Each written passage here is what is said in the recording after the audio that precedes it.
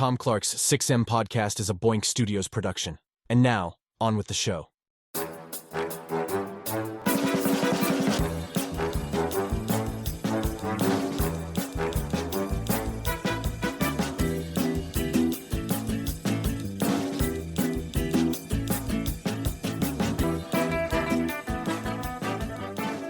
Hey, what is up? Welcome to Tom Clark's 6M podcast. I'm your host, Tom Clark. And in this episode, I'm joined by co-hosts Phil Lindsey and Chris Mueller. Never say never. If you're a pro wrestling guy or gal, you know what that means. Just don't do it. Don't do it. You're crazy if you do it.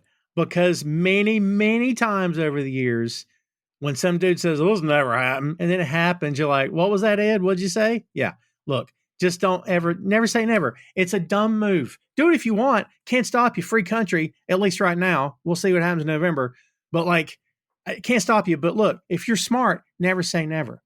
They, including me and a lot of other really smart people, that Hugh Jackman, that dude's never coming back. You kidding me? It's over. That Logan film was fantastic. By the way, it is.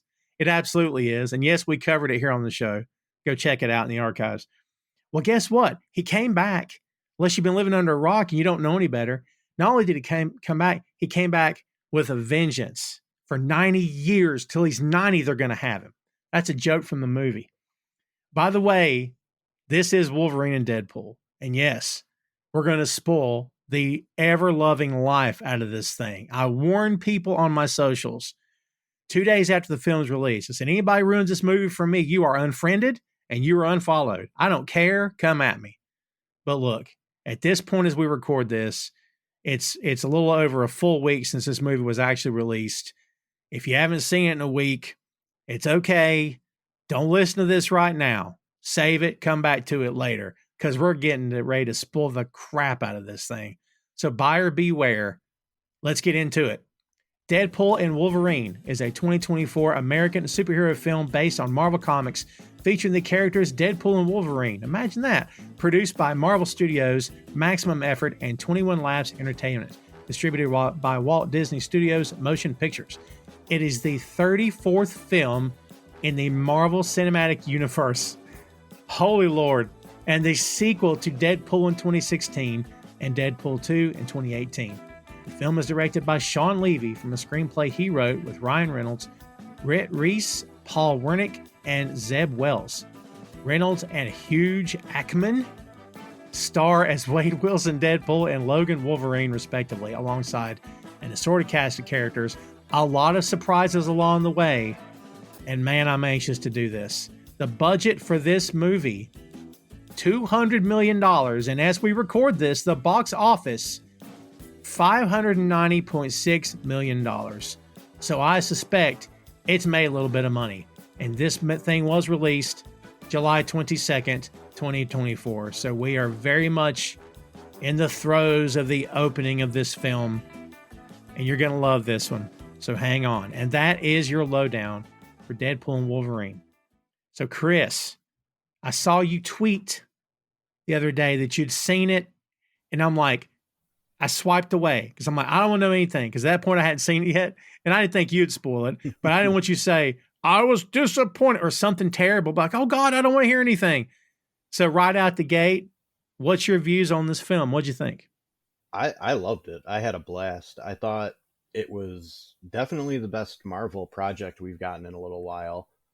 And I think it's safe to say it's probably my favorite of the 3 Deadpool movies already. I agree with that. I think it's, yeah. I'll be honest with you. I preferred 1 over part 2. I thought part 2 did some fun stuff with Cable, but I mean, all 3 of them are really good, fun movies. Like it's anybody could give me any order saying that it's their favorite, and I'd be like, yeah, like, there's really no bad one in the mix, which is so rare for a comic book trilogy. Like, think about it. X-Men, Blade, like, is there a good comic book trilogy where all 3 are actually great movies? I mean, you are basically saying, without saying it, that you didn't appreciate the bird, that Whiplash's bird. You're still grieving over that. Is that what I'm hearing? Like, come on, man. I need the bird had very little to do with it. Boot. Yeah, well, I mean, I don't dislike Iron Man 2, but like it's certainly not in my top 10 Marvel movies. Yeah. I mean, part 3 is much better than I think people give it credit for, but yeah. We've had for that sure. talk. So, Phil, Deadpool Wolverine, man, you just saw it last night. What do you think? I think it is incredible that we're in a time where they could pull this kind of movie off.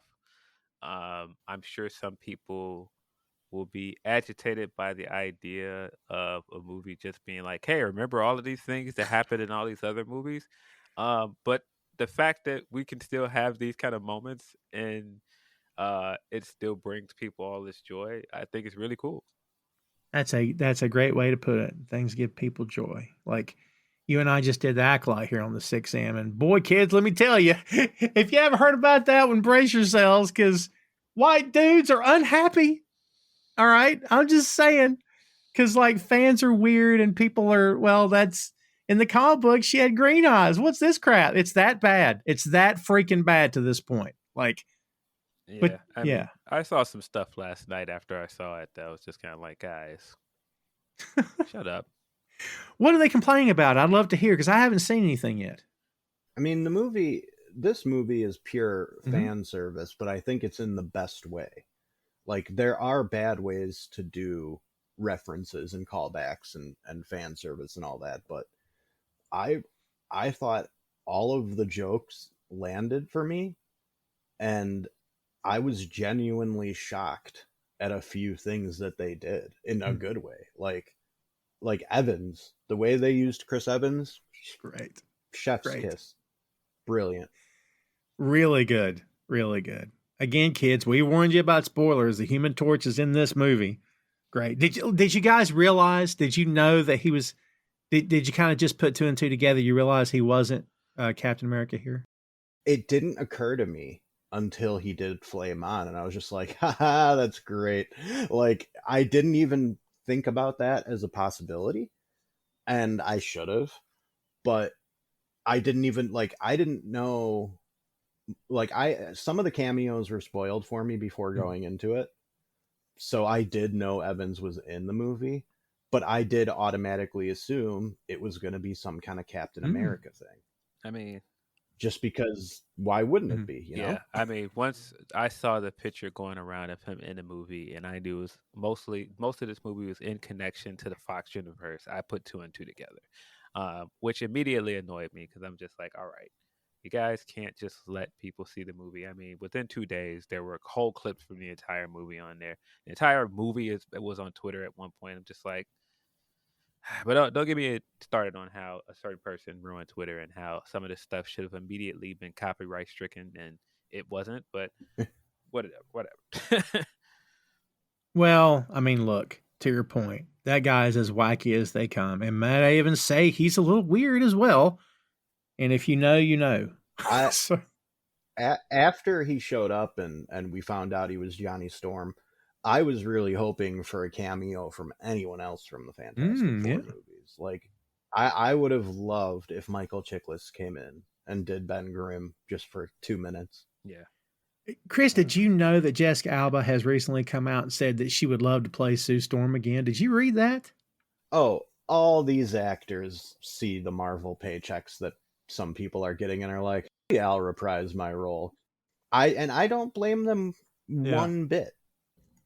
Like, if I was Jessica Alba and I saw an opportunity to maybe be in a better movie with that character again, why not? Yeah. I do think that that's one of the great things about this movie and one of the great things about some of the things Disney has done. I know people are going to get into their monopoly talk and they're not happy about all of these IPs under the same umbrella. But we live in a world where Hayden Christensen has been vindicated, where the guy that played Jar Jar Binks has been vindicated. Elektra has been vindicated, guys. This is where we're at in fandom, where all of these people that did not get their happy ending, and that is a very meta bit of this movie, they got their ending. They got their vindication. And I think that's great. They did get their end. And look, let's start off with the cameos, man, because like we got Electro, we got freaking Blade. Like had no idea. Did you guys know anything about Snipes being in this? Blade was one that was not ruined for me, thankfully. And I loved the line where he's like, "I don't like you," and Ryan Reynolds like, "You never did." It's wonderful. Such a good stuff. And X-23, Daphne Keene's back. That's pretty cool. Oh, yeah. After just being in The Acolyte. Yep. Talk about a great year for her. Yeah. Unfortunately, I pretty much saw that Wesley Snipes was going to be in the movie because, again, Twitter tried to ruin everything within a week. But I thought it was a really cool cameo for him to show up. The connection between him and Ryan Reynolds, I thought that was very smart that they played that up. I do think it was also kind of brilliant that this whole thing happened because he forced a hand. We got the lie detector thing this week where he admitted that he was a part of putting the test footage out. And if he had not done that, maybe the Deadpool movie never happened. And so the fact that he fought so hard to make that first movie happen, and then that turned into 2 successful movies for him. But then he turned around and fought to get Wolverine back, and he fought to get Channing Tatum his spot, fought to get all these guys their spot. And I think, man, we got to give this guy flowers, man. We really got to give the Gambit bit is one of those things where it's like you really need to be online to get that joke, because I think there's probably a fair amount of people who never even knew a Gambit movie with him was. Well, now here's what I'll tell you, Phil. I'm with you because some people just don't pay attention to entertainment news. Well, here's what I'll tell you, Chris. On that note, after the movie, sometimes when we go to certain movies, if it's me and my wife, she's not a comic book guy, so she's turning to me going, "What?" And I'm like, "Just hold on, I'll tell you later." But I tell her in the car, I'm like, Channing Tatum really wanted to do a Gambit movie. She's like, "Oh, I know about that." I'm like, "What?" She's like, "Yeah, I know about that. He loves the guy. He was going to do the movie. It didn't work out." And I'm like, "How did you know this?" So, yeah. Yeah, I mean, he had done all of the Comic-Cons and stuff to promote this movie. He had done like a lot of the press and everything to start promoting this movie. So I feel like it's pretty common knowledge. But like my friend Mike, he just doesn't pay attention to entertainment news. He doesn't have social media, period. Like there are people who would miss that kind of stuff. Like my mom loves all these superhero movies, but she does not pay attention to Jack online. I mean, that's also fair, but I think for the crowd that this movie was mostly for, they all know why Gambit and Channing Tatum are linked. I mean, because like I said, he did the Comic-Cons. I thought it was dope that Channing put out the picture this week of him doing the first Comic-Con. He had the Gambit shirt on. And when he did Comic-Con this year, he had the same Gambit shirt on that he did during the initial, what he thought was going to be the movie. I'm kind of fearing that 5 years from now, we're going to see Mahershala somewhere in that Blade hat in the Blade movie that never happened. Oh my God. And that's like, that joke is in this movie where he's like, "I'm the only Blade there's ever going to be," or something like that. It's like, honestly, at this rate, yeah, man, you might Well, that's great because Deadpool does that very slow turn to the cameras to say, he's not right. Yeah. Hey, who played Blade in the TV show? It was a rapper. Sticky Fingers. Man, that would have been a hilarious cameo to throw in. Yeah. I was waiting for a Punisher to show up. There are so many. I once Blade showed up, I was like, "Oh man, are we about to get Hannibal King?" Ryan Reynolds is in this movie 500 times. Wow, I get it. Yeah. Not one Punisher. And Thomas Jane, if no one else, Thomas Jane always has such a blast playing the role. Like, yeah. And Bernthal, isn't he coming back as Punisher? Isn't that official? Sure. So yeah. Oh well. Yeah, he's already filmed things for the Daredevil show. He's coming back. We got to talk about the accent. So good. It's so good. Like, it's awesome. I'm here for it. But like when they announced it, that was my big fear. Is I'm like, are they really expecting Channing Tatum to play a believable Cajun? What are we doing here, guys? Like, and so adding that as a joke in this movie to be like just so over exaggerated and bad. It's I so love it. good. And like Deadpool's like, yeah, I got nothing. I got nothing off that. Like every time he talks, no idea what he's saying. Didn't he play a French character in a Tarantino film or something? Oh, I don't know. I believe he did. So he's done like French dialect or the Cajun dialect they're supposed to do here. But yeah, the jokes with that immediately landed. Um, Deadpool asking him who is his dialect coach, hilarious. Uh, Yeah. but yeah, no, it was really great to see Channing Tatum. That was one of those things I wish I was surprised on. Yeah. I mean, and he looked I didn't great too, I by the didn't way. know for I didn't know for sure that Jennifer Garner was going to be in it because of all the like her denying it, and so that one wasn't totally spoiled for me, but I I was mean, expecting yeah, it. once she started denying it, I was like, yeah, she's in it. I mean, we've done this before when Toby was denying it and all those other guys were denying it, and then they ended up in the Andrew movie. Garfield said it was Yeah, Photoshop. I knew when she said she wasn't in it. I said, yeah, she probably is. But man, I gotta hand it to Evans. He did such a subtle accent to differentiate Johnny Storm from Yeah. Steve Rogers. Like, he does not sound like the same person, and he was even using like slightly different body language. Like, he fell right back into that character, and it makes me kind of appreciate him more as an actor. Yeah. Yeah. I mean, he's fantastic. And I mean, plus we got Pyro in this movie, dude. And Aaron Stanford, and he looks freaking great, man. He looks great. Now, him being able to just suck up Johnny's fire, that's one of those things where I was like, all right, there's going to be some nerds who are like real pissed about that. Yeah, I mean, yeah, it's supposed to be a part of the gag of the movie, so it didn't bother me. But I love seeing Pyro. I love that Pyro in the press for the movie was like, I was just glad that I got a suit because I never got one from the entire time that I did the other trilogy. And man, watching this again, vindicated because all of those people that had to sit through the X-Men franchise being embarrassed by the fact that it was a comic book movie.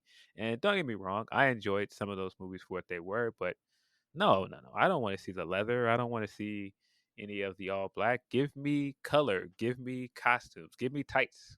Mm. You know, I've always been a bigger fan of the brown and yellow than I am the blue and yellow for Wolverine. So I love that we even got to see Jackman wearing that. That was awesome too. Yes. So that was the thing that I saw last night, and I was like, guys, shut up, because Yeah. someone said I love that someone called this the comic accurate burn costume, but it's not because look at his belt. He wears the big red belt, and look, it's more like the costume he wears in the Krakoa comics. I'm just like, guys, shut up. The belt's different. Come on, bro. Like, I was going to say the belt flew right over my head. All I could see was, oh my God, the brown yellow. Just like we got the Wolverine Apocalypse. We got the Fever Dream cover of him being nailed to the X. Are you kidding me? What? We got the Todd McFarlane cover. Even when they did the burn costume, did you notice when it zoomed up and he put his claw up, you could see Hulk in his claw like the cover? Yes. So great. Brilliant. I mean, Chris, you said it best, fan service. This in a good way though, right? This thing is so full of references and like, I don't know who walked away from this and go, they didn't give me what I wanted. Honest to goodness, what did they not do here? What was something they left out? I can't think of anything, honestly. I mean, I think a lot of people were kind of hoping for a Cable appearance. But like, if you're upset about not getting one thing when you got 100 other amazing things, like, you're just nitpicking. Like, I know that, everything is subjective, right? Like, nobody has to like this movie. But if you are into these kind of movies, I would have a hard time understanding why somebody wouldn't. Yeah, same. Yeah. You guys know I've all the seen people that Deadpool variants, by the way? No, I don't. So I know some of them. what you got, Chris? Who do you know? Well, I know that his real kids played Kid Pool and Baby that's cool. Pool as far as like the Yeah. voices go. Matthew McConaughey was Cowboy Yep. Deadpool. Blake Lively was Lady Pool or whatever. I assumed as much. I'm trying to think if I know who did the Japanese one. Head Pool, the zombie head, was Nathan Fillion. Oh, Nathan Fillion, yeah. Wonderful. I don't think I know any other ones. That's all I've got in front of me. What, of course, dude? Ryan Listen, Reynolds I don't mean to go off on a nice pull. The hair's beautiful. He's like, well, he'll regenerate. And he goes, regenerate? And you're like, oh crap, this one doesn't regenerate. Yeah. And then when they start tearing through them, I'm like, wait a minute. So none of them? And then they all get up. I'm like, oh, that makes more sense. I love that. I love everything about the Nice Pool arc because the entire time, our Deadpool is scheming on all of his things. He's scheming on his gold guns and his dog. And this guy's the nicest person ever. And he's just like, yeah. You just know that he's not going to have a good ending because our Deadpool is going to do something awful to him. And he basically does. And so he's doing this whole bit where he's like, man, he died a hero. And Logan's like, he died because of murder, you moron. Like, what are you talking about? I love how earlier when he was just like telling him about how he got Chris Evans killed, and Deadpool's like, we're all mourning. Yeah. Yeah. Oh my God, it's so good. It's so good. And there was a nice callback to the end credits too. Oh. And of course, Dogpool, played by Peggy. Dogpool. Of course. Peggy. Well, we'll give the dog a shout out. That's awesome. My friend Peggy was so happy to see a dog named Peggy playing Dogpool. Oh, we were mentioning the Wolverines here. We had Patch, which made my day. Okay. And we had the comics accurate 5'3", and he jumps down off that bar stool. Like, so that got a big laugh in the theater, man. Really, really good stuff. So funny. Do you have your theory on who is the Wolverine that's in this actual movie? Because I love that they honor Logan and they keep that Logan dead. Yeah. By the way, the opening credits was incredible. Great stuff. The dance sequence, him desecrating the skeleton, all of it, really, really great. Wonderful. I'm curious if it's actually Ryan Reynolds doing the dancing in the costume, because he was kind of good. Oh, I think it was. There's footage of him learning, or like, I think he was watching on the screen and mimicking as the dance went, I believe. Yeah. Nice. Yeah. My theory, by the way, is that the Logan in the movie that we spend the most time with in the movie is a variant of the Logan from the animated television show. Nice. You're talking about like the one that's being continued with X-Men 97? Yeah, the one that is in this movie that wears the yellow costume. My guess is that he's the Logan from the animated series. Gotcha. This was I was kind of thinking that this might be the Logan from, because it seems like each of the Wolverine movies are kind of a different Logan, and I was thinking maybe this was the one from the Wolverine. Oh, that's not bad. But isn't that the same? That's the same guy that died, right? Isn't that the same? You're saying it could be a variant. Yeah. I mean, they show a samurai sword, but like, I heard Kevin Feige talking about it where he's like, none of the Wolverine movies line up, and we're basically almost treating them as separate Wolverines. Interesting. Like, they threw in some references and stuff, but I don't know. It just seemed to me like they didn't want to put an answer on that because it's not as fun if you do. Yeah. I mean, there's got to be... It also doesn't really matter. There's got to be a variant from the Days of Future Past, because that has to be a different timeline, which if we get into time travel mumbo jumbo. But the Logan that goes back to the present day and everybody is back alive in a mansion. That had to be a different timeline. So that had to be a different Logan, right? Right. Yeah. Oh, before I forget to mention it, were either of you a little disappointed we didn't get a Loki cameo? No, because I feel like the main driving point about this movie was the Fox universe. And so I figured we weren't going to get a whole bunch of the MCU guys. Um, I felt like we were going to get like some teasers here and there to the MCU, but we weren't going to see Deadpool and Logan interact with any MCU people because that's supposed to be the intrigue going forward. I know, but with all the TVA stuff, there was just a part of me hoping for even a quick thing where he just gives Deadpool like a look of disappointment, like 1 second, I would have been fine with that. Yeah. Yeah, I kind of feel like the first time we see Loki, I can't see it being here. I think it's going to be something like big for the Marvel universe because I feel like his interaction with Thor is bigger than anything they could have possibly did in this movie. Do you think we're getting Loki coming back at some point? I don't know because the Kang stuff went awry, and I don't know. Well, if he's at what they call it at the end of time or whatever, he's keeping all the streams together, all the strings. I mean, if we get another Loki variant, then guys, doesn't that we don't get the amazing story we got on the series? We'll have to yet again tell another story of another Loki variant, which kind of feels like we're starting over again. Yeah, I would assume that we see Loki again. Is my guess, and I would assume we see the Loki from the TV show again. I hope so. Same. I just don't know how they'll do it. Boink Studios is the home of Tom Clark's main event, Tom Clark's 6M podcast, and Two Nations Under Ted, a Ted Lasso podcast. Visit the site today for links to every podcast platform, social media, special announcements, and a lot more. Check out the site and bookmark today, boinkstudios.com.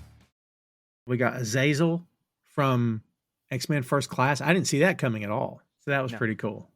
Yeah, that was a real quick one. Was it the same actor? Because he could do a lot. I think so. Jason Fleming. Yeah. Yeah, I know there was a different actor playing Juggernaut, which I didn't even notice right away. Yeah. And some of the other X-Men villains that were stand-ins, they look like they were just keep them far enough from the camera so you don't actually pay attention to, hey, that's probably not Kelly Hugh, but that's Lady Deathstrike. Yeah, Lady Deathstrike's here, yeah. Callisto is back. And yeah. Oh yeah. She's one of Cassandra Nova's henchmen, of course. Toad is back and Sabretooth. Yes, original actors for both those guys. For a few seconds. Yeah. Very nice to see the legendary Ray Parks back. Yeah, great stuff. Great stuff. Yeah. Psylocke is here as well. The not comic accurate Psylocke. Right. So look, I had heard a tidbit of the Russian being here. Are we? That wasn't Kevin Nash, was it? No, but I didn't know. So. As soon as I saw the striped shirt, I was like, oh, okay, it's the Russian. I kept thinking, all right, look, it's a fast-paced action scene. Wait till they show him again. Maybe he's got a lot of makeup on. Then I looked again. I'm like, that's not Kevin Nash. No, Nash, like, we all know what Nash looks like, obviously, as wrestling fans, but, like, he's slimmed down quite a bit. But also, like, I knew that was not Vinnie Jones as soon as Juggernaut walked up to him. Do we know who that was? I don't know. Let's see. Aaron W. Reed as Kane Marco Juggernaut. Yeah, I feel like Ryan Reynolds just posted a picture with him because he was in another movie with him. Oh, interesting. Was it what was he in, like Red Notice or something? I'm like I'm thinking of the post in my head and everything, and I'm like seeing them on the beach standing next to each other. What was the movie he said he was in? Was it Free Player? Oh, I don't know. Was it Free Guy? Free Guy. Oh, yeah. Free Guy. That might maybe be so. I think it was Free Guy. I don't know that. I don't know that name of that actor. Honestly, I don't know what else he's done. But yeah, I mean, again, that just shows that this whole thing with Ryan and Sean Levy, it was like, hey, I know a guy. I have a friend that I did this movie with. Let's see if we can get this guy. Oh, Yeah. hey, remember I did this movie? Hey, let's see if I can get that guy. Yeah, it's Hollywood. It's all about who you know, Yeah, right? but I also feel like it's a big part of the story of this movie because one of the criticisms I've seen is people saying there is no plot. I was like, but there is a plot. Like, I think the entire story of the movie is kind of this meta story of, all right, uh, the Deadpool franchise was the little engine that Ryan made work, that he had to fight and fight to get to work. What is the irony of the fact that now uh, this movie that he had to get out of production hell and make into a successful franchise is now being the thing that's going to save the Marvel Universe? Mm. Very, very meta. Yeah, I mean, lot of connections. Like, I mean, dude, there's just so much going on here. For me, I will say this, and this is not necessarily a knock or whatever, but I kind of felt like this idea of, he did everything for Vanessa to begin with. That was the driving force of the first movie was, and the second to get her back, like to somehow, to save her, right? Like whatever. But like, I don't know, man. For me, it kind of felt like, do we have enough of him being so hopelessly in love with her? Like you can tell that he doesn't want to be separated from her. And then like she tells him that she's seeing somebody from work. And I kept thinking that's going to pay off. Who's that going to be? But it didn't pay off. Did anybody get hung up on that, or was that just me? No, I was wondering how they were going to get back to the reasons they broke up. Mhm. And we got, the basis of it. I'm kind of with you that I think that subplot of him all of a sudden wanting to be an Avenger, and that was the thing that made him stop wanting to be a superhero altogether once they rejected him. Mhm. I get it's supposed to be the plot point that drives the initial hour or so of the movie, but it's kind of flimsy when you really think about it. I thought so too. I thought I was the only one. Chris, did that work for you or no? I didn't really think about it too much, because I knew that it was one of those things where I was like, it's not really something I'm too invested in, so I guess that's probably why. Mm. Yeah, I kind of felt that was thin as well. I thought it was cool. We got Jon Favreau back in this. It's Happy Hogan, and it's 2018, and it's cool that they announced Earth 616. Have they actually said 616 in a Marvel movie yet? Have they? Yeah. Yes. I Was it believe they did in Multiverse of Madness. Okay, for some reason I wasn't thinking about that one. All right, interesting. Remember that was the thing that the actress that plays Kamala is in the lead up to the Marvel. She was like, no, this is wrong. Our universe is 616, and she complained about it so much, and eventually got changed. I was like, man, she's really one of us. That's right. Okay. Oh, that's great. Yeah, I do like that they tied that back too. I mean, you just about have to see this more than once, because I guarantee you there's things that I totally missed yesterday, and I need to go back and see it again. There's just so much going on. Yeah, I think that they do so many great things that are winks and nods to the real life production and the story of making these movies. Mm. That I really love that. I really love the idea that because people talked up the monopoly stuff and how, all right, Marvel and Disney came in and gobbled up Fox, and any of the stuff that they were making got immediately destroyed, and people don't actually appreciate the Fox movies for what they were. And this movie was really a celebration of the Fox universe. And I feel like it deserved it. Whether I don't think some of this stuff is aged well, I think watching this movie, it made me groan even harder at some of the things that Singer did, because it's like, man, you deprived of us all these things that we wanted for 20 years. But at the same time, the success of those movies needed to happen because the MCU wouldn't have happened without it. You're right. Yeah. Yeah, for sure. I'll tell you one thing we haven't mentioned yet, Chris, is Cavalrine. How effing cool was that? Oh my gosh, I cracked up at that. That, like, for such a quick cameo to do, like, it was perfect.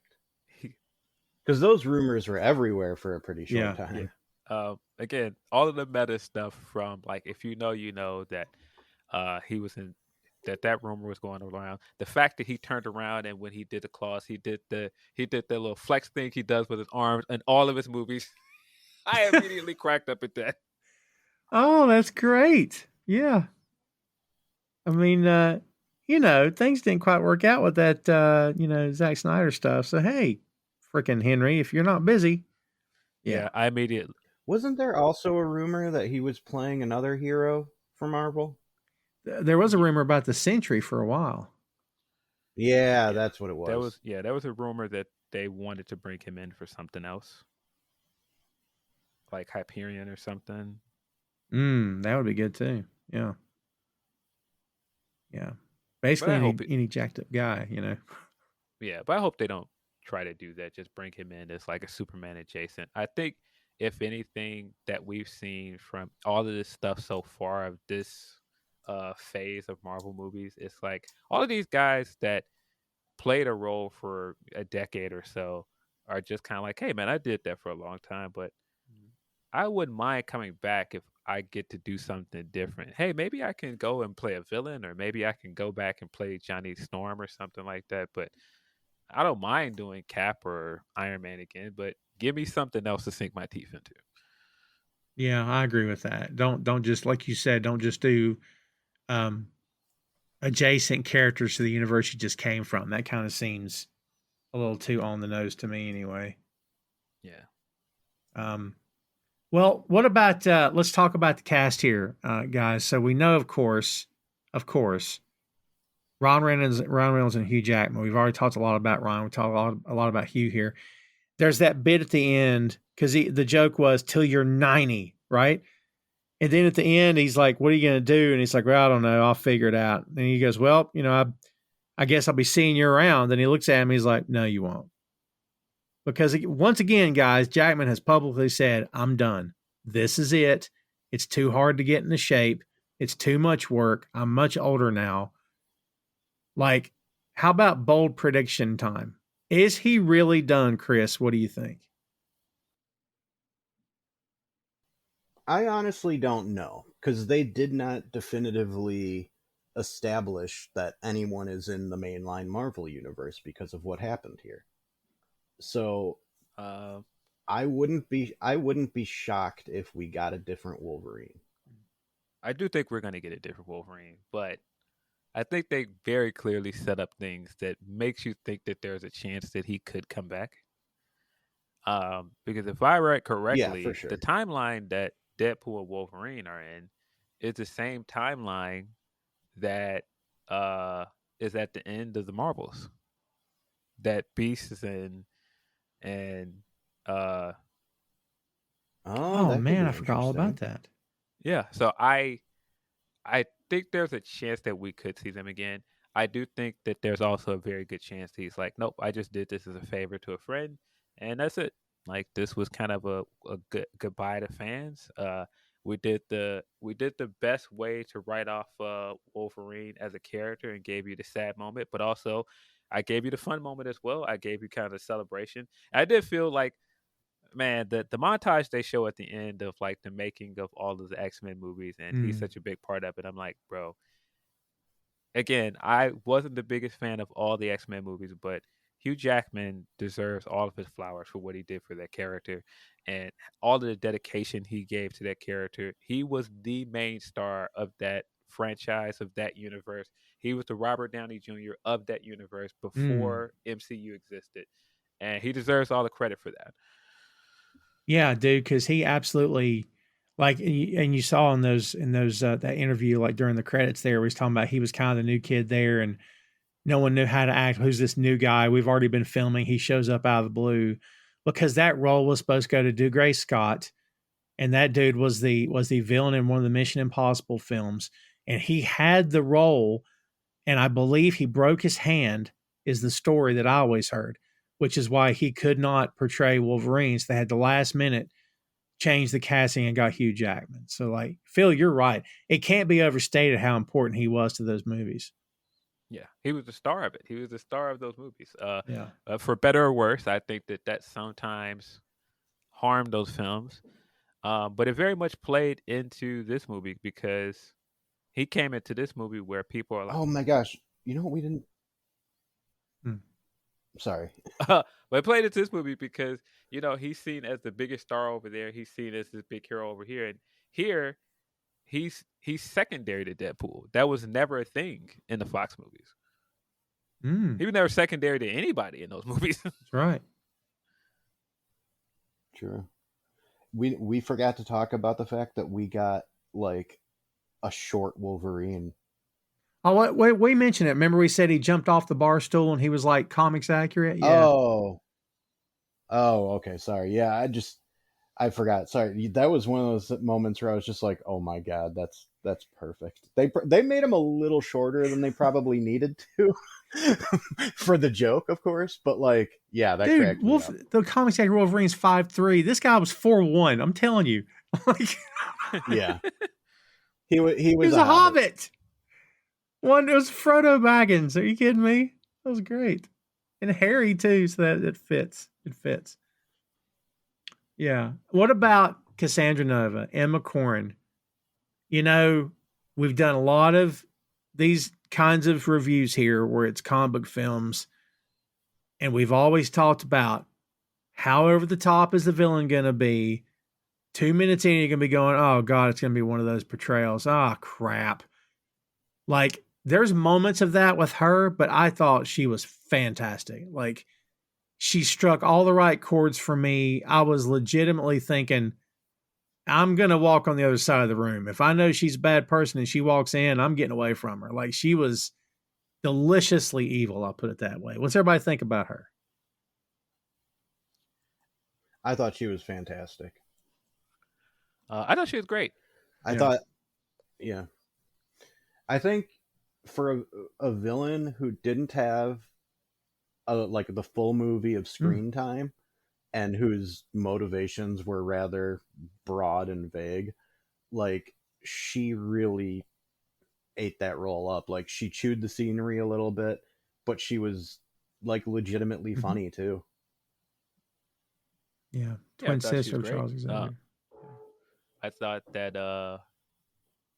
it was very smart for them to do kind of a Marvel trope kind of character against all of these other Fox characters. I mean, having her look very much like the character from Doctor Strange, she even does the portal and everything, and having her go against all the Fox characters, I thought that was kind of brilliant. Yeah, that was good. That was a nice touch. Yeah. I like how she called him an amateur magician. Yes. Yeah. Had the sling ring. That's great stuff, man. That's really good. Yeah, she was really good here. Are we surprised, Phil, that we didn't get Sir Patrick Stewart or James McAvoy as Professor X, if only for a moment? I would have liked to seen him in some way, but I think getting him in Multiverse of Madness, I'm not sure if you could get any better cameo than that. Yeah, I kind of felt like it would have just been going to that well again. Yeah. McAvoy, I actually probably would have preferred because of the fact that we already got Stewart. That's fair. Yeah. And the fact that him and Emma Corrin are, like, a lot closer in age than Emma and Patrick Stewart, like, it would have been more convincing that they were brothers. They do kind of look alike, actually, if you really look at them. I mean, with the shaved head, a lot of white people look alike. Yeah. That's fair. That's fair. Yeah, but I think that's also again what's so brilliant about the plot here and this idea of, hey, all of this stuff is in the void, but it's also kind of this idea of all this stuff that may have been an idea that didn't get greenlit or something that could have been. And I mean, I think you're right that they do look similar in age, where you could have seen a possibility of her showing up in that version of the X-Men. But again, she also feels like a very MCU character. Supposedly, would have been fun to get Legion. Oh, that would have been awesome. Yeah. Yeah, I would have liked to see a Magneto.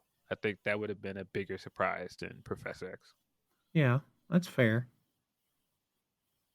That's fair. Legion would have been great. Yeah. That's a messed up show, dude. Let me tell you. It's good, but it's messed up.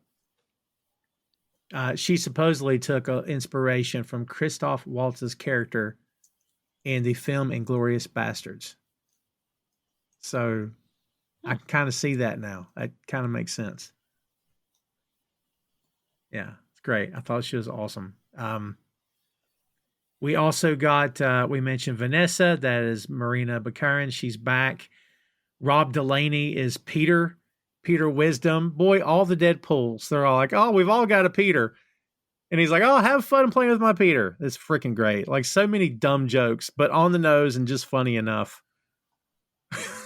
Like, I was here for that. Leslie Uggams is back as Blind Al, which I love that Logan has a problem with. Wait a minute, you call her Blind Al? Like, that's so good, man. And thank God we did not get a TJ Miller.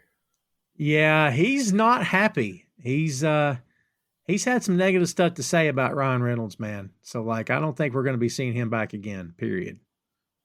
Wait, what did he say? Yeah, me and Phil talked about this. It's out there on YouTube, but you know, I can't quote. I don't want to quote because I can't quote because I can't remember the full quotes. But basically, he didn't have a great experience. He, you know, I think he had something personally that was between him and Ryan on the set, and he just wasn't there for it. And like, I can't sit here and say he bashed him, but when you hear him talk, you'll be like, wow, I didn't see that coming.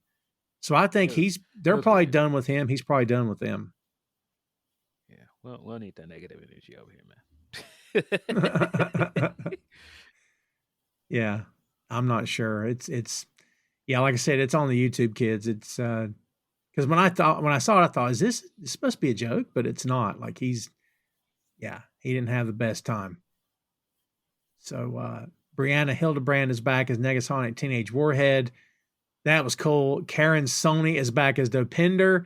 I'm a Dopinder guy. I wish he'd had more time. That would have been awesome. But I'm glad he was here. Colossus is back, of course. Great stuff, man. I mean, like I mean, again, ultimate fan service for sure. Because he mentions the fact that he has like 9 friends. There's a picture of him with all these people in his apartment. Like, and that's who he's trying to get back to. All these people he cares about. So, just the fact that like this movie even exists is kind of a special thing that I think a lot of people are overlooking, because we grew up in a time when comic book movies were so low on the priority for studios. And it's just really kind of awesome that now we're at a point where we have so much of this content that we can actually pack a movie like this with callbacks and references to stuff we grew up with. It's so great. Yeah. And Phil, to your point, we've got so much stuff here. Yeah, I was going to say, Phil, we've got so much stuff here that we got upset over the red belt. Like that's all we have to nitpick, and we've got 2 hours full of heroes we never thought we'd see together or ever thought we'd see again, that we get upset over red belt. What a world we live in, dude. Crazy. I don't know if you guys saw the Wesley Snipes interview where he was saying how much fun he had doing Comic-Con, because when he was doing Blade, he didn't get to do any of that stuff. And it wasn't as big of a spectacle as it is now. It wasn't as big of a money-making machine. And Blade's another one where the success of his trilogy really helped comic book movies. Like Marvel Studios wouldn't have gotten the leg up that it had if those movies weren't successful. So it was really good to see him get his moment as well. I know a lot of people kind of feel like that Marvel is the house that Blade built, and it kind of is. And so, getting to see him talk that way, getting to see Daphne also talk about how people were like, why did they spoil that she was in a movie by putting her in a trailer? And then Feige immediately came out and said, because she wanted to do the red carpet. And it's like, yeah, let this kid do the red carpet and get to have like those pictures with Hugh Jackman with the time apart and everything. Like, let these people have the moments, man. I think that's dope. Yeah. Yeah, that's freaking great. God, there's so much stuff here to talk about, man. Tom Clark's 6M podcast is sponsored in part by Radius Law Group. Every day, Radius helps individuals, families, small businesses, and nonprofit organizations throughout North Carolina, Florida, and Pennsylvania resolve their legal issues by providing effective legal counsel in the areas of estate planning, as well as elder law and Medicaid. Radius Law holds the radical belief that working with a lawyer can indeed be enjoyable. So give them a call at 1-800-519-5667 for more information and tell them that Tom Clark's 6M podcast sent you. Real quick, got to mention Louis Tan is back as Rusty, also known as Shatterstar. He's part of Deadpool's inner circle for sure. And then we talked about all the other folks who are showing up. Shioli Kutsana, I believe, or Kutsunya as Yukio. She's back. She's wonderful. She didn't get enough to do. For sure. I love your hair system, Wade. Yeah, man. No Domino appearance. I was kind of bummed that we didn't get Domino at all. That was interesting, wasn't it? Yeah. That was interesting. I don't get that either. What did you guys think about Matthew McFadden as Mr. Paradox? He was a funny, weaselly kind of guy. Like, I feel like that's the kind of role that a lot of actors would do well in. But yeah, he did a good job. I thought it was kind of funny when he was like, my friends sacrificed themselves, and then they walk in. He's like, crap. Yeah, that's great. What a great moment.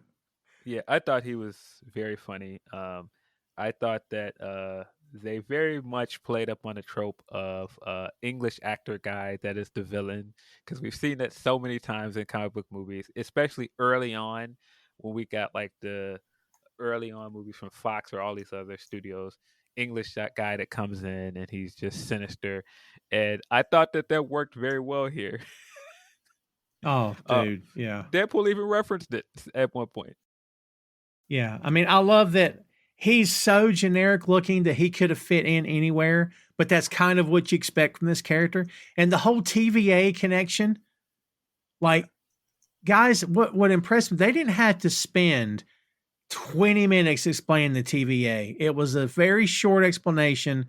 If you never watched the Loki shows, I don't think you're too. Am I wrong? Do you guys think that anybody was too lost without having watched Loki? I don't think so. I think there were certain things that if you watched Loki, you would understand it better, and you would get like that kind of excitement for seeing certain characters.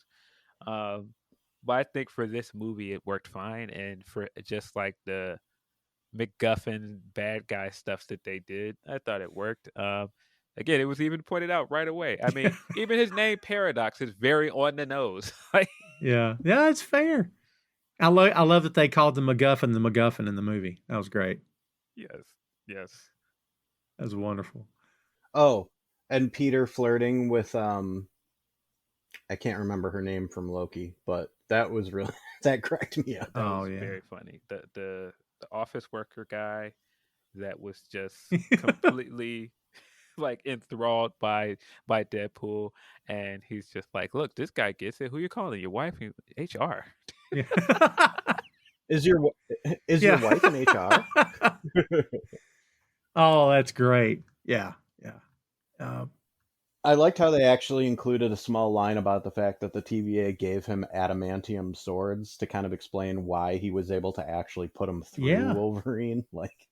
Yeah, because otherwise they're not getting through that. Well, they could pierce his skin, I guess, but not do any real damage. And look, Chris, that's a great effing point.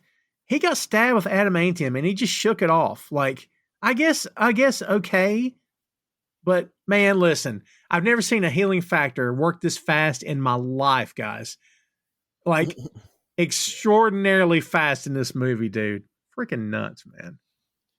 Yeah, I mean, I felt like them giving him the adamantium swords was so that Logan wouldn't just tear through his swords immediately early in the movie, and that would be never seen again. Yeah, sure. There's but just even bothering to add that line shows that everybody kind of cared to make sure that things in this movie lined up. Yeah, no doubt. And there's huge moments. They're the first, of course, like you guys mentioned, the opening of the film is effing great. And then the two fight scenes in the Badlands when they're flat out like, this is what you've been waiting for. We're going to give it to you. Hugh Jackman on the ground like a rabid animal as he's charging, got a huge reaction in the theater. Like, what a great moment. And then, like, guys, we finally got a true, honest to God Wolverine versus, dude, I'm watching this and I'm sitting there thinking, who else have we seen him fight in one of these movies that could, Lady Deathstrike, I guess, maybe, but someone that can physically go toe to toe and match him shot for shot. Can anybody think of somebody?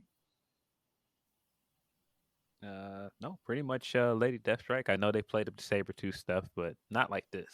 No. Yeah. So I'm kind of curious, what's everybody's favorite action scene in this? Because there was a lot of good ones. For me, it has to be Logan and Deadpool versus the army of Deadpools. I mean, they essentially gave us a Marvel hallway fight with those guys, and I was already sold when Logan put the mask on. I was like, all right. Yes. We've been waiting for 20 years for him to put that mask on, and when he put the mask on, I was like, this is officially the best Wolverine we've ever seen. No doubt. Oh, God. So freaking wonderful. What a great moment. What about you? Well, it's hard to pick against that one, freaking Phil. You took it. No, that was great. That was wonderful. Did you guys, of course, you guys noticed that whole scene is the X-Men video game because you're going left to right. The entire camera angle. Wonderful stuff. Yeah, I caught that. So good. I mean, for me, it's hard to beat the slow motion moments, Chris, the slow motion moments with the music. I'm a sucker for those, but also the scene in the car. I'm going to fight you now? Yes. I was just going to say the minivan fight was my favorite part of the movie. Oh my God. It just was it was so ridiculous and so well done, and you could follow the action despite the fact that it was like crazy and in a very confined space. They did such a good job making it like just a hilarious and brutal action scene. I loved it so much. And like just Deadpool being like, all of a sudden his opinion on the Honda Odyssey has changed midway through the fight. I mean, the setup for the fight alone was great. Logan being completely fed up with him and completely tearing him a new one. And he just sat there quiet. And that was the first time in the entire franchise that we've seen him completely silent. We've seen this guy getting tortured, and he didn't get that quiet. No, yeah. And he just sat there for a minute. And he was just like, yeah, I'm going to fight you now. Yeah, it was great. I mean, Logan called him on it. And look, Hugh Jackman, that may have been the best bit of acting he gave in the movie because it called for it. Like, he really destroyed Wade Wilson. He left him for dead. There was nothing left. Like, everything he said was completely true. Even though you're pulling for Deadpool because he's funny and he's charming or whatever, like, that was a great moment, dude. I thought that, like, yeah, I can't say enough good things about that. It was wonderful. I really loved it. There was another beat in this movie that got me too, and it was when Daphne Keene goes and talks to him by the fire, and he says something like, "I'm not the right guy," or something like that, and she just goes like, "You were never the right guy." And it was like, just the way she delivered that line and the look on his face, like it was such an interesting dramatic scene to throw in the middle of this wild comedy. Again, meta. The idea that not only was Wolverine is never the right guy to lead the crew, he's never the right guy to be the main hero, but it worked. Also, as we saw in interviews at the end, Hugh Jackman wasn't supposed to be the right guy. Oh, great Yeah. pull. Yeah. I mean, supposedly they were even early on considering going with a short actor and getting Bob frickin' Hoskins. Like, could you imagine if that multiverse world exists somewhere? Like, I want to see a Bob Hoskins Wolverine, and sadly we can't anymore. But like, when I read that a long time ago, I was like, this has to be a joke. Bob That would've been Hoskins. ridiculous. Yeah. The one that always piqued my Yeah. interest was Gonna cast Mario as Wolverine. well, the one that always piqued my interest was Glenn Danzig, because in his heyday he kind of looks like, just give him a haircut, he's Wolverine, but like that supposedly was going somewhere at one point until it wasn't going anywhere. So well, and allegedly Mel Gibson was up for the role Yeah. at some point too. I mean, that would have been a very funny callback if they somehow got Mel, but I'm pretty sure you don't want problematic Mel in this one. no. Guys, did he's too busy making a Jesus. is he movie. making another Jesus movie? Oh, him and Jim Caviezel are doing I think they may have already filmed it. Yeah, they're doing a Passion Jesus sequel. Christ! But isn't that the joke from Family Guy that? What? Yeah. Okay. No, they're legitimately doing it. All right, great. Yeah, Jim Caviezel and all his weird conspiracy theories apparently appeal to Mel Gibson. Not shocked. Not really. No. Not at all. We lost that guy years ago, I think. Like, yeah. Oh man, Yeah, but anyway, this movie just I'm not gonna sit here and think like, oh man, the Marvel universe is saved forever because of this, but like, after a couple of things that were maybe a little medium quality, like, this was just a really fun Marvel movie, and I think it's probably got a few people excited for whatever. I'm pumped. I think they've got a what is the next thing coming out? Isn't it Fantastic Four? I thought it was Captain America. It's Captain America. Yeah. Captain America's in February. Okay. Fantastic Four is like a year away, I think. It's next year. I think it's in July. Yeah, because didn't they? Yeah. Okay. Because they only just revealed the cast for that like a couple months ago, right? Well, technically, this weekend. Technically, yeah. All together, anyway. Yeah. I think the biggest success of this movie is that a lot of people were saying there's no way that Deadpool can work in the Marvel universe. There's no way they're going to let them make the same movie that they wanted to make. Because the big part of Deadpool being successful is that it's not like any other superhero movie, and they get to be as vulgar and ridiculous as possible. And this movie is still the same exact tone.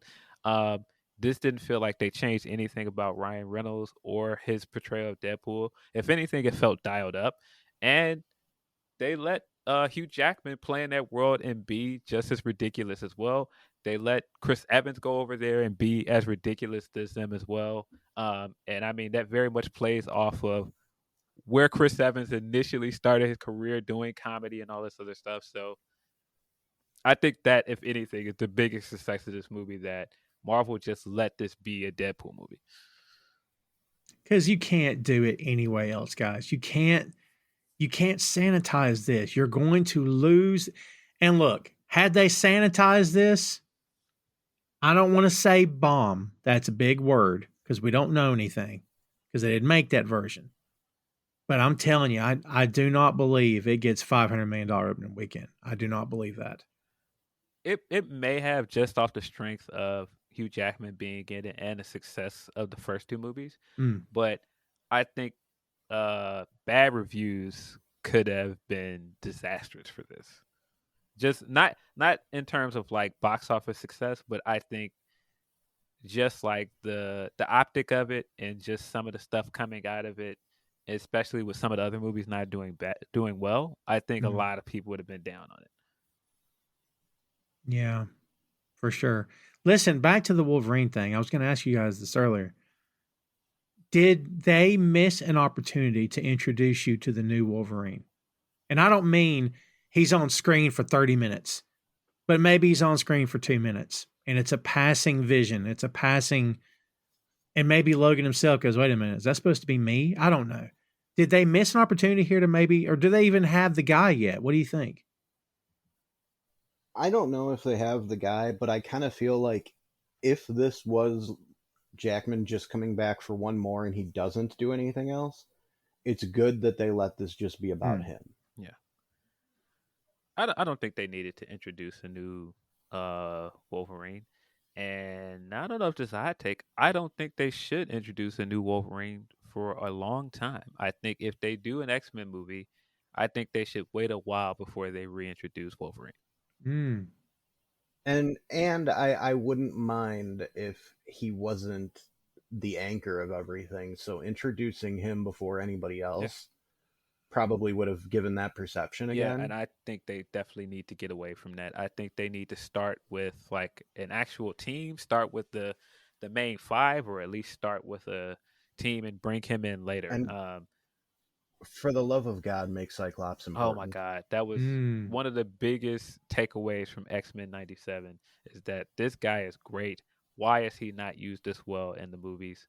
That was one I wouldn't have mind seeing Marsden, but is what it is. I actually just watched a movie with Marsden. Knox Goes Away was him and Michael Keaton. Kind of a weird movie. It like just came out recently. Yeah. I'm sure some people are gonna thumb their nose at the idea of the anchor to the timeline and the fact that because that Logan died, it killed the timeline, and people are gonna be, oh, well, that doesn't make any sense. It doesn't, but again, it's very meta because Wolverine was the anchor for that franchise. Without him, what is it anymore?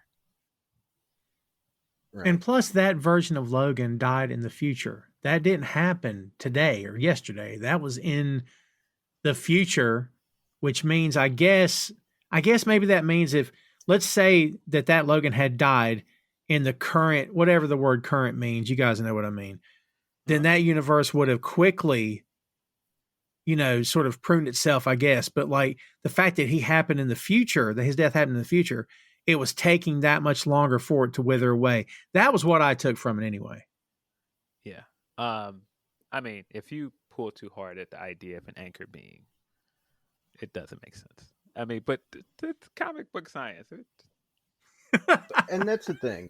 That's the thing that I think a lot of comic book fans who complain about really minuscule things forget is that Marvel, DC, all these publishers, they were writing this stuff not thinking too hard about it. They were trying to produce as many stories as quickly as possible for decades. It might not be that way now. There's a little more care put into it now, I think. But these people were just making stuff up. They're like, you know what sounds cool? Nexus being. That's a cool sounding thing. Like, they were not sitting there arguing with each other about lore like these fans are. And that's why there's so much inconsistency and things that have changed with no explanation across comic books. There's whole storylines that have never been resolved. Like, people need to loosen up a little bit about that stuff and just be thankful that we're getting such high quality entertainment now. I mean, at the end of the day, comic books is still a money business. You still have to sell enough to stay in business. And while the artists are wonderful and the stories are great and we love them, like if you can't sell a book, that book's going to be canceled. So like, yeah, Chris, to your point, there will be, hey, why don't we just bring this guy back from the dead? Well, we can't. Sure, we can. We got to sell a book. Let's do it. I know those conversations. They've happened before. Well, sure. Isn't the stereotype like nobody in comics stays dead except for Uncle Ben? Except for Uncle Ben. Yeah. Yeah. That was but again, I really loved that they didn't undo anything from Logan, because I know that was a worry coming into this movie.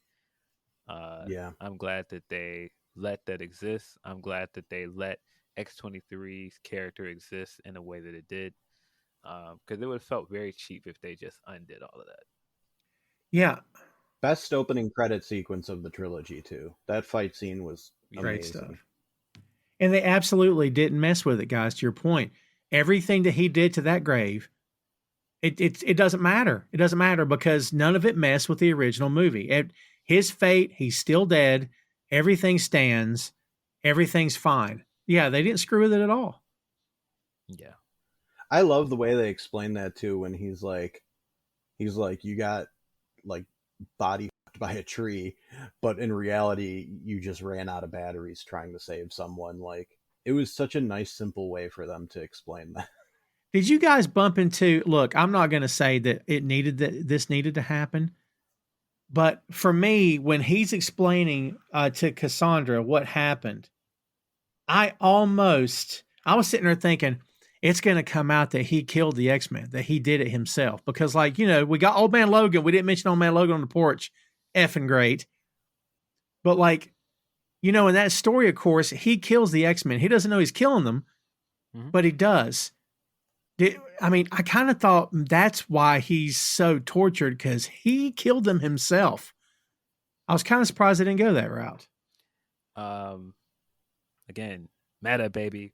The whole bit of him saying, they wanted me to put on a suit, they wanted me to keep going, and I just stopped one day. That's basically what Hugh Jackman did. He was the biggest part of that franchise. He got his own solo movies. He got more than any of the other guys got. And when they probably could have done an X4 movie, he was gone. He was just like, I'm out. I've done enough. I don't want to do that anymore. The Halle Berry cameo would have been fun too. I did think it was kind of odd though, his explanation of they were hunting mutants and they came out. I'm thinking, let me get this straight. Cyclops, Jean Grey, who we have been told in that universe was the most even more powerful than Xavier. They just killed her. Like, who'd they bring? Who was responsible? What weapons did they use? Like, it's okay that we didn't get into it, but it kind of felt like, it's kind of I don't want to say cop out, but well, Marvel, if enough people are wondering, they'll make a prequel comic about it. Yeah, I think, but that's a very X-Men trope as well, because we've seen that happen so many times in X-Men comics where you just get to a dystopian future. It was no explanation. Everybody's dead. And it's like, well, wait a minute. Everybody's dead? Even the most powerful character on this team that's like an Omega level mutant? Yep, dead. Right. Yep, they got her. How? Well, we're not going to talk about it. Yeah, I mean, that was the original Days of Future Past. When we get to the future, everybody's just dead. That's fair. That's fair. Yeah. I could see why people might be hung up on his whole explanation of basically saying he went out for smokes and came back and everybody was gone. But it also kind of fits into the real world stuff of him going off and trying to do solo movies that had varying success, but because those movies didn't do as well as they had hoped, that kind of killed the original trilogy as well. Mm. And then the third movie was also god awful. Can't leave that part out. What? All right. So look, when he's looking at the screens in the Thor bit, is the Thor bit going to connect to anything, or is that just a throwaway gag? I think it's a throwaway gag, honestly. I think it's a throwaway gag, but I also wouldn't be surprised if it does play into something. It was so good.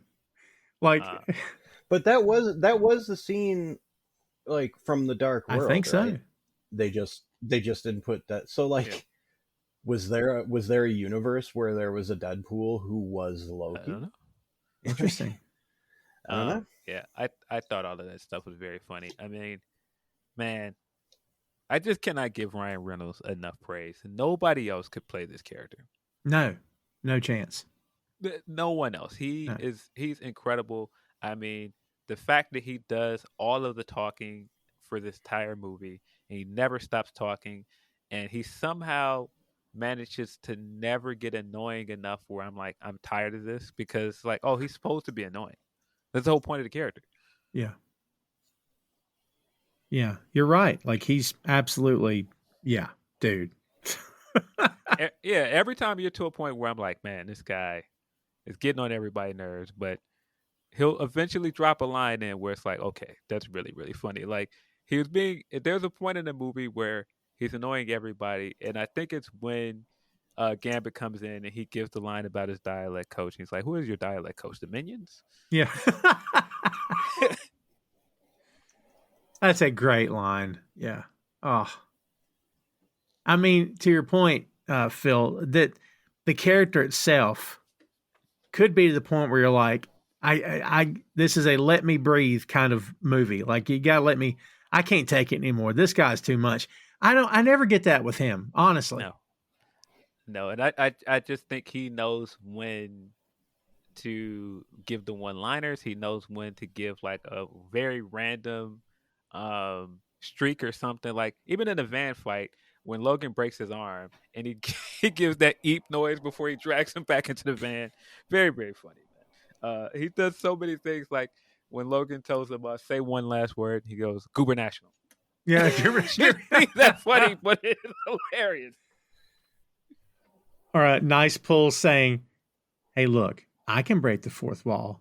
The proposal. and then Deadpool Prime just getting pissed. Is that what you think I do? Oh, man. Love it. But using the dog that legit won the world's ugliest dog competition is like just stroke of genius. Yeah, great. All the bits, playing up Van Wilder and stuff. Oh, yeah, for sure. Yeah. All very funny stuff, man. I mean, even when you think of Van Wilder, and Van Wilder kind of breaks the fourth wall a few times in that movie, it's like, I see what you did there. And like I am fairly certain, and I can't say this 100% because, like we said in the beginning, never say never. Pretty sure we're going to see Ryan Reynolds back as Deadpool to some degree. Yeah. But this kind of felt like, all right, here's your budget. Here's the toys to play with. This is your last shot. Have fun. Knock yourself out. Because it felt like we're done. Not we're done, but like, let's pay homage. Let's pay respect. Let's wrap it all up with a neat bow. So like, if we never got another movie, it'd be like, well, I miss Ryan, but man, what a way to go out. This is Jordan hitting the last minute shot in Utah, isn't it? Isn't this how you go out? If that's the end, that's amazing. I hope it's not the end, but yeah. I can't see us getting a big Deadpool movie again after this. I think this was kind of the last hurrah for at least this movie franchise, and at least with the type of movies that he was making. But I definitely think we'll see Deadpool again. Yeah, yeah. I think we'll see another somewhere. Yeah, I agree. I think we'll see another Deadpool movie. I just don't know when. I mean, I wouldn't be shocked to just get, like cameos or a movie about a bunch of characters and Deadpool's just in it. Like, I think Ryan Reynolds probably is at a point where he would be fine not being the main character and still playing Deadpool. Yeah. Especially if it's a good story and interests him, To referencing the X-Force movie that never happened. Yes. What was it he said? He said, well, I was leader of X-Force, and, we were, until they kind of fell. What was it he said? Gravity got him or something? I forget what he said. Yeah, he says, that the police will say that gravity got him, but, yeah. that,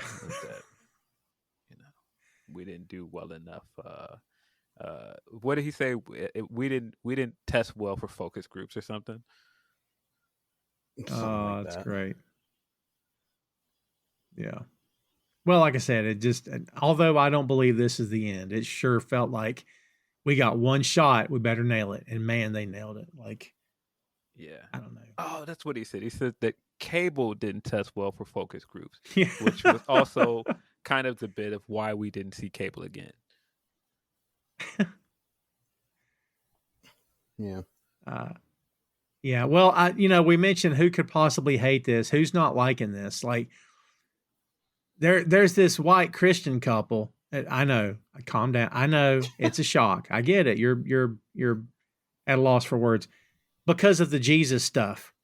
And they left after 20 minutes of the movie and said, "Don't waste your money on this. It's blasphemous." And I'm like, you guys do understand that just because you have your faith and good for you, that's fine. It doesn't mean everyone has it. So, like, what? All right. So that answers that question, as if who didn't like this movie. I mean, at this point, we know that the parents are going to come out, or the Christians are going to come out and say this is awful. I mean, again, this could be just I'm old at this point. I'm old enough to remember when you had to have a parent come in to buy video games with you because they did the whole parents against video games, and they had to change the ratings on video games. Mm-hmm. So I mean, it is what it is. I'm old enough to remember like the parent groups coming out and protesting over Eminem's music. So none of this is new. Mm. Sorry, Tammy Faye and fucking Jim Baker. Like, get out of here. Well, I think Jim Baker, like, the last thing I remember from that guy was that he was selling disaster preparedness buckets. Oh, wow. Of course, rest in peace to Tammy Faye. I just thought evangelist, Christian couple, most famous Christian couple you could think of. That's pretty famous. I thought you were going to talk about the gemstones there for a second, but that's, I get it. So, yeah, but calling himself Marvel Jesus more than once just cracks me wonderful. up. It's, and you're nasty. Yeah. And not for nothing, Deadpool didn't say that, folks. Marvel didn't say that. It was in the script, and an actor said it for a character in a movie that you don't have to go watch. What are we talking about? Yeah, and I mean, it was very much played up by the idea of the internet saying that this franchise was going to save the Marvel Universe because now every time a good movie is coming, like, this is the thing, this is going to save it. Hey, maybe every time they make a good movie, it kind of points out that this company isn't in ruin like you guys keep trying to tell us it is. Yeah, because this company is not in ruin. This company is not in trouble. This company is doing just fine. I mean, the IP alone, if they sold one character to another studio, can you imagine the money they'd make from it? Like, what are we talking about here? But, look, guys, we know that people can't wait to see other people fall, and that's how this is. That's how it's played.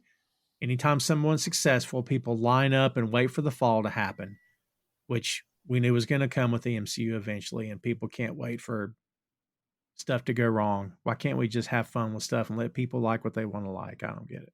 Well, there you have it, kids. There in a nutshell, in an hour and some change, hour and 22. That's all you need to know. You don't need to go see it now. We've already spoiled everything. No, go see it. Go see it twice. I'm going to see it again. I'm going to find someone to pay my way. I'm going to sweet talk somebody because movies are effing expensive these days, which is why people stay home. But if you're going to spend $15 on a matinee, yeah, you heard it right. Go see this movie because it's well worth it. Because I'm telling you, if you're a fan of any age, like Chris said earlier, then you know what we went through when we had nothing. We're in the best period if you're a comic book fan. I'm telling you right now, the past 10 years have been amazing. And I love to see it, and I can't wait to see what happens next. Chris, let's try to take this home, man. What is your last word on Deadpool and Wolverine? As far as this movie goes, like, I can't really find a single complaint or fault that I can really come up with. It was entertaining. It was funny. It actually made some of the dramatic moments work, and it just sort of wrapped up a lot of things with a nice bow. Yeah, I agree. I mean, it's hard for me to disagree with any of that. It's a great way to put it. Phil, what do you think? I don't think we will possibly get a better send-off than Logan for Wolverine as a character. But this movie didn't just feel like it was a send-off for Logan. It felt like it was a send-off for the Fox franchises and all the things that they did well over there. The people that didn't get to finish their stories or didn't get the success that they hoped for with their movies. And I think in that vein, this movie really worked well on that level. As a Deadpool movie on its own, it was also really, really good. It served a lot of purposes and filled a lot of a lot of cameos in, but I thought it was extremely entertaining. Yeah, same. I can't really disagree with any of you guys. I mean, it's you know, like you said, the character of Logan had the perfect send off with the film Logan. There's no denying that. However, as much as I love that movie, and it is a classic, I'm telling you, to me, it's a classic today. That's how I feel. But as much as it is, it's a pretty darn, you know, down ending, like a really down ending. We got Logan at the dinner table with Deadpool and his friends. And it's a surreal moment for me in the end because I'm like, Logan's smiling and happy. I'm such a kid. I'm so happy this is happening. Like legit in my seat, happy that these people who aren't real are safe and are okay and they saved the day. And I'm like, this is why this stuff never get old to me. I'm a nerd through and through. I can't help it. But it did something for me to see that. So I like the knowledge, this fictional set of people who aren't real are happy and they're good and they're okay. Like, again, call me what you will, kids. That's fine. But like you said, Phil, it's the way to end it. It's the I can't say it any better. Maybe I'm trying to find another way to say it, but you guys are dead on. It's the best way to end it, I think. Tom, how far are we that I would have never guessed sitting at the end of the Avengers in a theater and watching them eat shawarma that over a decade later, I'd be sitting watching Hugh Jackman eat shawarma with Ryan Reynolds in this movie. Man. I would have never guessed that in 1,000 You know, the years. Avengers discovered shawarma. It's true. Yeah. So great. So great. But just this idea that those six guys were like the formative people for MCU, and those two guys by the end were the formative guy for the Fox universe, and they got to have that same moment. It's just really cool. So cool. So cool. Yeah, I'm here for it. Yeah, it again with a bow on top, cherry on top, wrapped with a bow. Absolutely perfect. And I don't use the words perfect movie too awful much, kids, but I'm telling you, for me, from my chair, it's almost a perfect movie. It's just how I feel. Like there's so much here to unpack. And folks, if you're going to go see it again, please do. Again, I'm going to go check it out. Got to do it now for sure. And I'm more excited today than I was before I saw it at what we're going to get coming down the pike. And maybe that's unfounded. Who knows? We'll find out together, I suppose. But man, am I pumped for the projects coming up. Can't wait till we get there. Yeah, me too. Right? Like it's hard to not look forward to stuff now. So I mean, I will say there was a short period there where I was a little like, a lot of the superhero stuff's getting pretty repetitive, but you know, they're always going to find a way to change it up a little bit and give us something good eventually. We can't have every project be $1 billion Avengers success, you know? No, that's not how it works. It's not how it works. There's even a bad Godfather movie. Like, nothing's perfect. Nothing's perfect. Yeah. Yeah, for sure. But that's a great point. And like, you know, what happens to this corner of the MCU moving forward? I have no idea. I do not believe it's over. I think we'll see these people again. I honestly, I wouldn't be surprised if we see Channing Tatum again. I'm not saying a solo Gambit movie. I'm not saying that, but I think there's a world in which the costumes tone down a bit.